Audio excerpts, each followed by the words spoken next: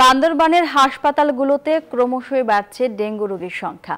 প্রতিদিনই শনাক্ত হচ্ছে নতুন নতুন রোগী।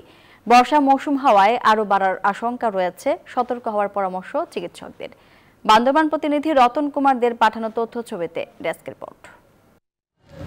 পার্বত্য জেলা বান্দরবানে হঠাৎ বৃদ্ধি পেয়েছে ডেঙ্গু রোগীর সংখ্যা। বেশ কয়েকটি এলাকা ডেঙ্গু রোগের হটস্পটে পরিণত হয়েছে।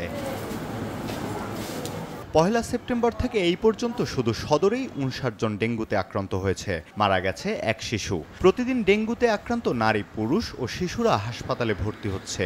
পরীক্ষা করে ডেঙ্গু পজিটিভ আসছে, বলছে ওনারা ডাক্তার বলছে কি বেশি খারাপ লাগলে হাসপাতাল ভর্তি হওয়ার জন্য।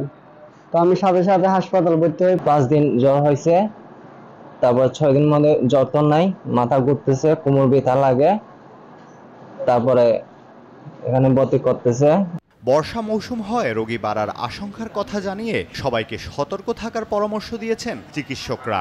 ব্রিডিং বা যেখানে জন্ম নেয় ওই জায়গাগুলো যদি আমরা ঠিকভাবে পরিষ্কার পরিচ্ছন্ন করে রাখতে পারি তাহলে আসলে মশাটা জন্মের বাধা ব্যবস্থা করতে পারবো আর কি আমরা। কিন্তু দুঃখজনকভাবে দেখা যায় যে আমাদের ওখানে সবাই আসলে ঠিকভাবে সচেতন না। সচেতনতার জন্য আসলে মশাটা উৎপাদন বৃদ্ধি পাচ্ছে।